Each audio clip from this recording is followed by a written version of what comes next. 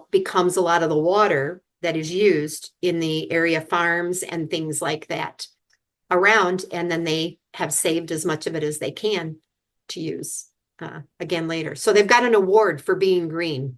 It's good to be green. Yep. It's good to be green.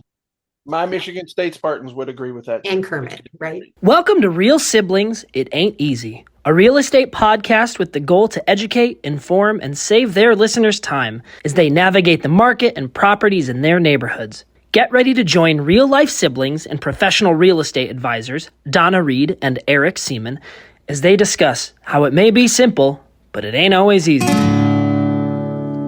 Every time I think about the places I have known, I realize that times have changed. So I'll do what I can to make this house into a home. Yeah, yeah. Hi, everyone. Thanks for joining us. I'm Eric. She's Donna. We're the Real Siblings and your hosts for this unconventional real estate podcast. In every episode, we blend real estate together with lifestyle as we work to communicate, educate, connect, and entertain our listeners. The topics always vary. Conversations go in a lot of different directions, and we do our best to provide our listeners with insights into the industry in one way or another, better equipping them for their next real estate transaction. If you're brand new, once again, welcome. Thanks for joining us. Hope you enjoy what you're listening to and choose to join our growing community. And I think if you listened to the previous episode, you heard me in my brief intro say we kind of reverse things. This should be a Markets on the 8. It's not. It is welcome to Europe. Once again, sister's been traveling.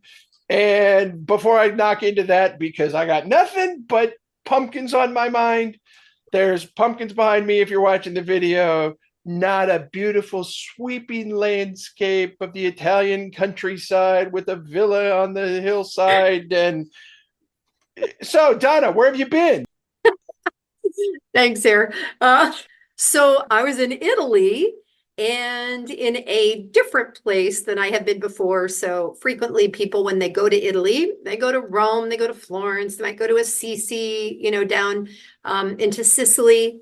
There are certain places that everybody goes. And this was a little different. This was on the Adriatic side of things. So about 3.5 hours northeast of Rome and 2.5 hours southeast, if I have it right, from Florence. We had people that came into both places and took the train to get to where we are. And this image behind me is in the little town that we stayed in, Montalparo, which, by the way, we all want to say Montalparo, but it's Montalparo. We were putting the emphasis in the wrong place a lot. And you Americans, yeah, you just think you own every language. Yeah. And that is rude and inconsiderate. Eric, what's interesting is when I see a small town, we talk about being from a small town. The population here, I think if everything's occupied, is 650. So really similar. When people say they're from a small town, sometimes there's 5,000 people, right? So it depends on, if you're from New York City, 5,000 feels like a small town. But this was absolutely a small town. So. All right. So now that you described where it was, size that it was, how old is it? Old. So the most. How old is old? How old is old? So the building that's to my right, I don't know if you're looking at this, what it looks like, maybe it's your left, that has a solar panel. I believe that is actually the exterior of the boutique hotel we stayed in. And it was built in the 1400s. It is for sure on recorded the way it was used in 1501 per the owners that own it now. Okay. So early 16th century, they know it was a hotel. Correct. Yeah. Yeah. And you said 14? They because they know that the building was already done in 1501, they expect that it was prior, to that in the 1400s that it was built. And I don't know what Exactly. Okay, so I'm assuming since then there's been a plumbing upgrade, right? I would say yes, you're right, Eric. I don't know how much of this I've told you or what I haven't told you. We've specifically said, don't tell me I anything. don't tell you anything. So let me tell you the quick story of these particular owners. So they are British, and I think they were just looking around Italy to do this, to create a hotel. He was a contractor. She worked for a bank. They bought this in 2007, and then she was immediately transferred to work in Singapore. While in Singapore, he went to chef school. So now he is both a contractor and a chef, and there's another designation where you actually to run a kitchen, and I can't tell you what that is off the top of my head. But they came back in 2010, and they spent 18 months getting it ready. Tim told me they had 3 crews running around the clock with different people with different skill sets. It originally had 20 bedrooms and 2 bathrooms. Now it has 10 bedrooms and 10 bathrooms. So okay, that answers the plumbing upgrade question, right? So that was 2 bathrooms that were a communal, more of a hostel kind of environment. Hey, go sleep here, but everybody uses these 2 loos. Yeah. And in the who knows, right? I don't know what was normal. There was nothing inside of the 15. Well, actually, they could have been. One of the things that I've seen historically is a lot of the castles, when they kind of have that projection that is out from the main body of the wall. Yeah. At one point, that was not a window with a scenic view.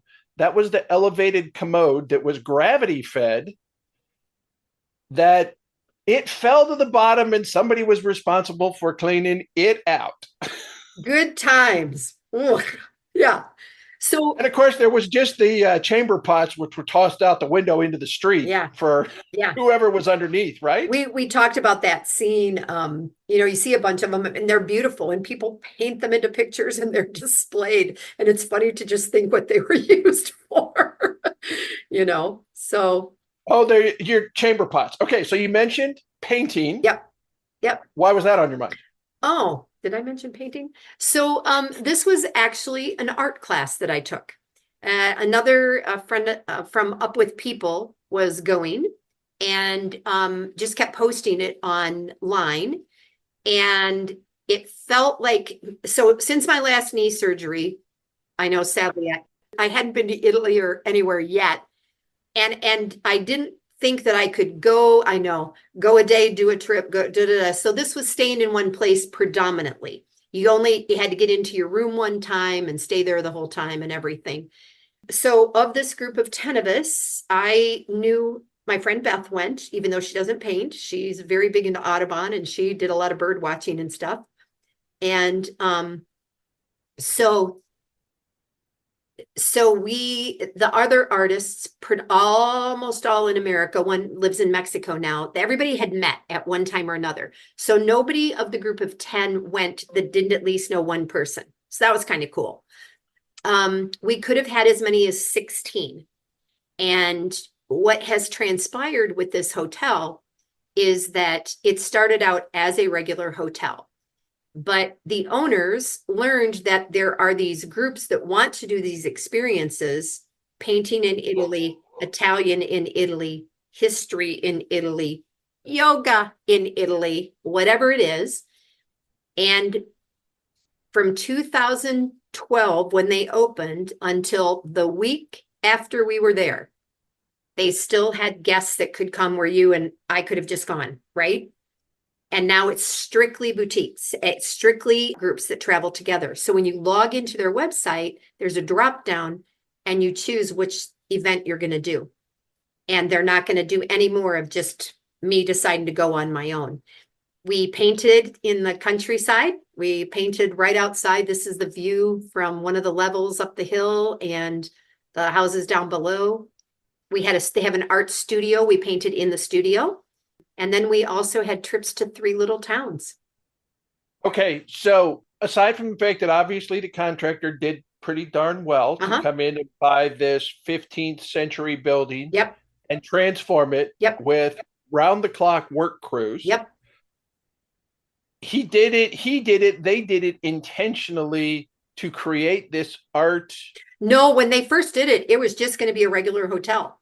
But as time went on, Madeline, so it's Madeline and Tim, Madeline went to someplace, an event, and was finding out about these boutique retreats and just said, man, if we know we can do a retreat, the same people there all week, right? And it runs like a machine. And now it's literally like a 5-star hotel because first of all, every meal has freaking 4 courses, You're just and with a trained chef and at dinner, typical, would start late, 7. We had appetizers at 6, dinner at 7, and got done between 9:30 and 10. And then are you asking what happened at 10 o'clock? Did the musicians come out? No, at 10 o'clock we were exhausted and full and we went to bed. There was a couple of nights where we stayed up later, And things got wild around the campfire? Wild, yeah, that's a debatable thing. That's a debatable thing. But Eric, what was cool is it's important to know several things. One is there was never a full kitchen, like they have in it now, which is a commercial kitchen, right? I could not have done this pre-knee surgery on the side of the hill, walking down the hill to the art studio and upstairs on curvy stairs to everything and stuff. It's really in the countryside. And even when we got there, the bus that we rode in, which is they own it, it's commercial size, but it couldn't take us all the way to the hotel. The road got too narrow. So they dropped us off in the piazza when we got to town. And then one of the kids that works for him, and he got in the pickup truck and drove the pickup up to bring in. Okay, and what is the piazza? Is the square, the town square. The town square. Yep. Okay. You said that like everybody knows, and guess he's never been to Italy. Sorry, yeah, the town square.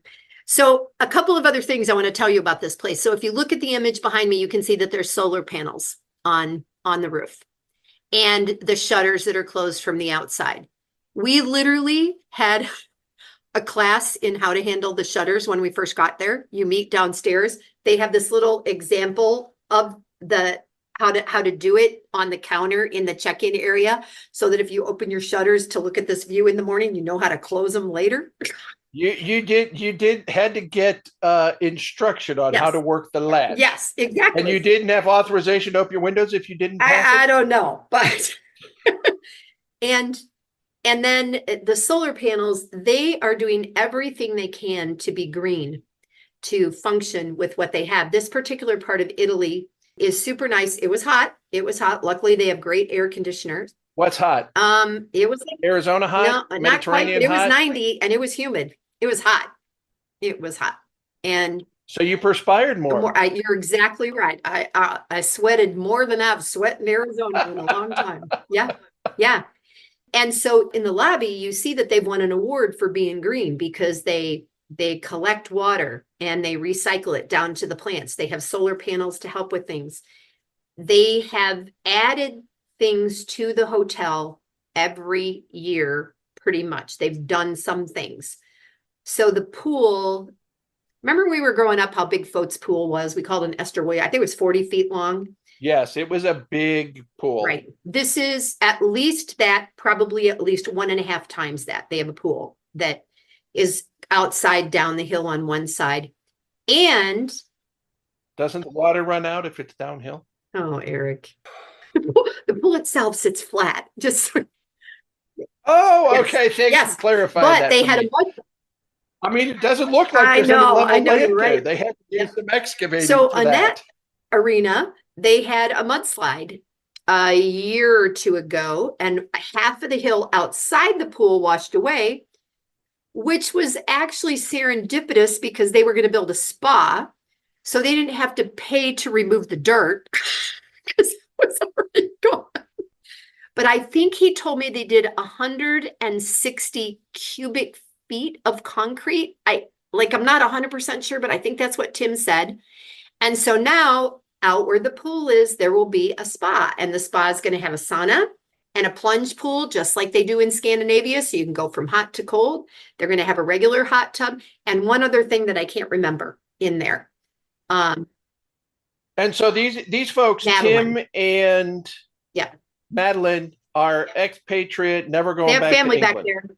Yeah, Doesn't sound like they have family back yes, there, but they go to visit. and because of the way the weather is, which I did a great detour, which I'm good at, they can get like 3 or 4 feet of snow in the winter. So Tim and Madeline will close up between December-ish sometime, and then come back like in March.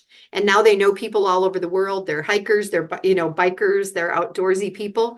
That snow melt becomes a lot of the water that is used in the area farms and things like that around. And then they have saved as much of it as they can to use again later. So they've got an award for being green. It's good to be green. Yep. It's good to be green. My Michigan State Spartans would agree with that. And Kermit, right? Yeah. Okay. So aside from eating there and the excursions, how did they run the painting excursions? They took you someplace by the bus? So they have a couple of vehicles of different sizes. And our particular instructor, who is from the Temecula area of California, she was very much like, this is your trip. If you want to go, you go. If not, there were days that somebody stayed back and painted all day in the studio. That's all they did. And when we went to the towns, the first one we went to was a little one called Smirilla, I guess. I don't know what the Italian accent versus the French accent. Smerillo. And there was a market, or we were at the top of a hill there, super cool old town. We sat in the grass at the top of the hill. We listened to a speaker who happened to speak both Italian and English, who was talking basically about the story of, is it Euripides and what's Hadestown? Anyway, the Broadway show Hadestown. It's ancient Greek. Anyway, they were doing this ancient history Greek thing about this enchantress that lived down below and all this. And so you get this random little piece of history from that town while you're sitting there painting the view out, off the top of the hill. So that was one day. And then we came back. We went to another town another day that had a market going on. And that's the one where you had seen the picture earlier. We were sitting kind of as the market was closing up around 1 o'clock. We were sitting inside an area where our teacher had an easel and was painting, and we were just lined up, and we all had a picture of this archway, and we were all painting that same image, and she was kind of showing us what she was doing. And you took a picture I on did. Facebook I of did. that I took archway, right? You were working in this with yes, watercolors? and watercolors, I think is not my thing. It was very much watercolors is not easy. It's something you've got to work at.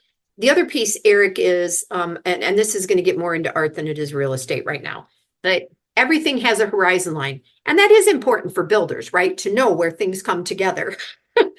And Adam, my son Adam, has been always good at that, and I am not. It's one of the reasons that I can paint a pumpkin or plants or flowers, because they're way more universal, and you can't tell me exactly what it's supposed to look like.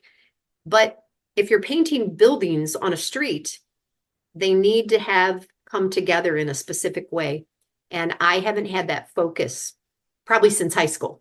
I haven't done that. So that was a super great reminder for me about the importance of angles when painting. But you know what? It's one of those things. I notice it in our photography. You mean if people use different lenses?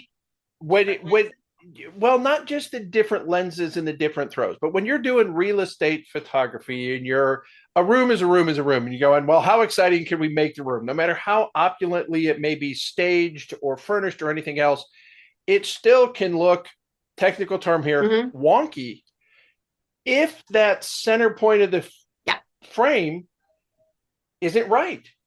And I'll be looking through pictures and for a property or something, and all of a sudden you'll see that one, not just the one where they took a landscape picture and posted it in portrait mode and the toilet's hanging on the wall, that kind of thing, but one of those ones where you look at it and you just go, wow, is there a foundation issue? What's wrong? And it throws your whole eye off. For me, I always look to that center point, and it's like, okay, this is the wall that's got to be vertical. All the rest of the angles as you're coming in to get that perspective, if this one is off, then the whole picture feels off. The windows are crooked, the walls are crooked, and everything. It's like, and sometimes that's not even, I found it's not even the wall. Like if you're doing kitchen photos, and for whatever, the refrigerator can give you that weird perspective because the refrigerator sits askew of the wall, and suddenly it's like, oh, that's the dominant piece. I've got to line up on the left edge of the refrigerator in order for the rest of the picture to look right and the sink to not go. Yeah. Or those kind I of think things. that's the reason that when I did the big painting for Ken of Lindsey with all the houses and all the stuff, that painting took 2 years because you can't, it's like painting a face. If you want to be Picasso or Salvador Dali, it doesn't have to look like the human face. It can look like whatever. But if you want a face to look a certain way, then the eyes, the nose, the mouth, things should be in some sort of proportion. The same with city lines and streets and windows and houses. And that is absolutely one of the hardest things, in my opinion, to do. And yet it helped a lot. And I'm laughing as I'm looking at the picture because I'm seeing the roof line of the building and kind of where it goes and where would the horizon line be. And well, and I'm not even looking as much at the horizon line, because if you had straightened the horizon line out in this case, what visually from what I can see, then it would, the house would look like it's crooked. That could be. So that one wall on the picture orients the perspective for the entire thing. The clouds aren't going. All right. So was there one particular painting? Now, what did you do with the paintings or the since artwork? they were since we were traveling and people didn't carry great big things, we were given watercolor notebooks that were 8, like half size, 5.5 by 8.5. And we took those with us and painted in the streets. And I'm telling, some people paint at 90 miles an hour. I probably did 6 good paintings during the week. And there are other people that did 12 to 15. I mean, just, whipping them off and different. It made me think about how we all see things differently. Caleb and Adam have told me that when I paint the desert, the greens are always greener than they really are. So I must want them to be greener. And when you looked at, all of us painted the same bird, right? We all painted the same bird, and none of the birds look exactly the same, and they all kind of look like the real bird.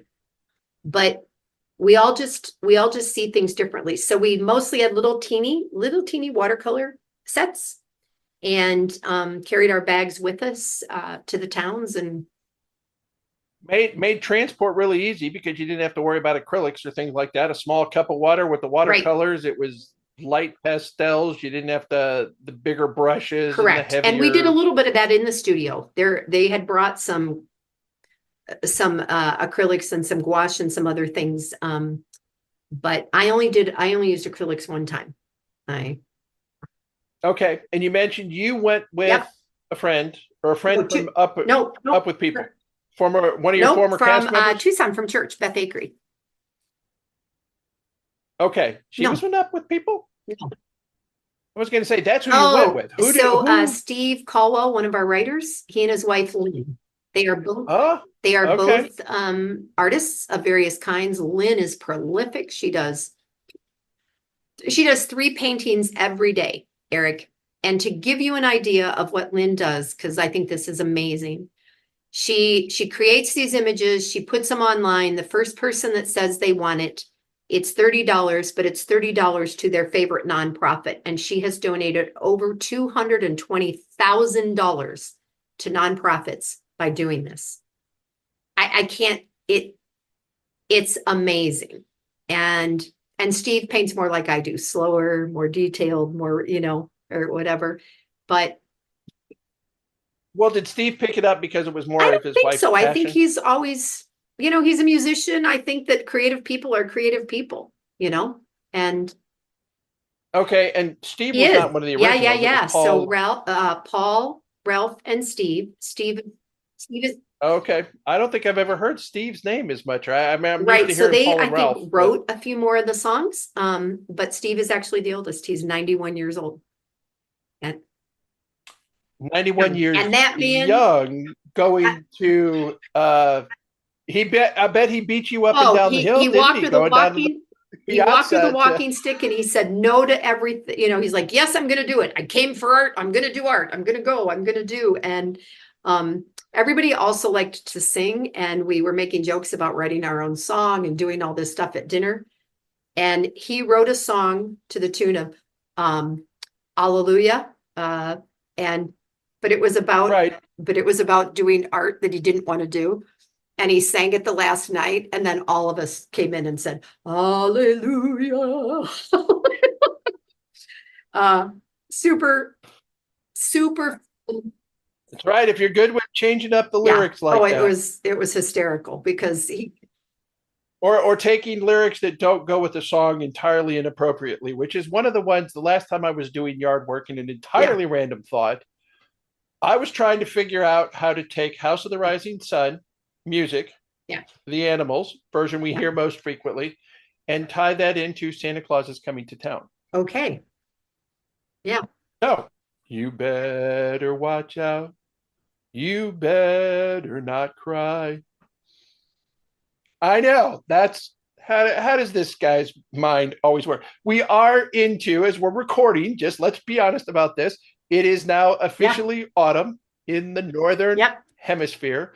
We passed the autumnal equinox a couple of days ago and are now moving towards winter solstice. It is officially autumn, which is why the pumpkins, and that means we're into the Burr months. For anybody who watches their calendar closely, you will know that the Burr months align with the temperature dropping in the northern hemisphere. September, October, November. Where do you get this crap? And December. We I think are still going to be at 104 at the end of the week. We were 95 yesterday and hot and humid and sticky. Doesn't matter. It's still it says Mr. Claus. I do believe if you go to the calendar and check, Christmas Day will be on a Wednesday, and that means there are only 13 more Wednesdays until Christmas. Awesome. I want to say one more thing about this resort before we close this up, because so while we were there, we found out they won an award, and they won an award for a first place for every hotel resort kind of thing that borders the Adriatic. So say, Croatia, Serbia, Albania, all the Montenegro, for what they bring to the communities. So I think that award they get that sometime here in October. And for a non-Italian company, like the mayor of the town was there when we did our art show and all that, for non-Italians to win this is amazing. But if you think 10 to 16 people a week, 8 months out of the year, maybe more, they 2 or 3 meals in the town that they live in, at least one in 3 other places that they visit.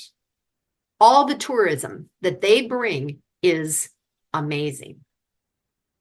It is pretty amazing. So I do want to reference the fact that I've decided you're a bit of a peak heat snowbird. As your travels, okay, so 2022, France, river cruising.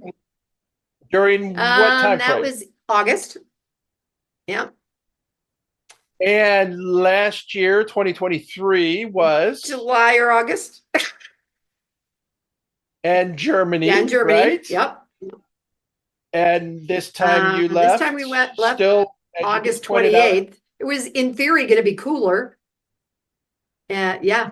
And we came back and it was still crazy hot. But And you came back and it's still crazy hot and craziness in life going on. And we're going to drop that one right there. And you know, who knows? We might need to talk about this just a little bit more. It'll come up again. So what did you say? Horizon line, your perspective in painting carries over into the building and the real estate. Absolutely. Yep. Thank heavens you tied that together here.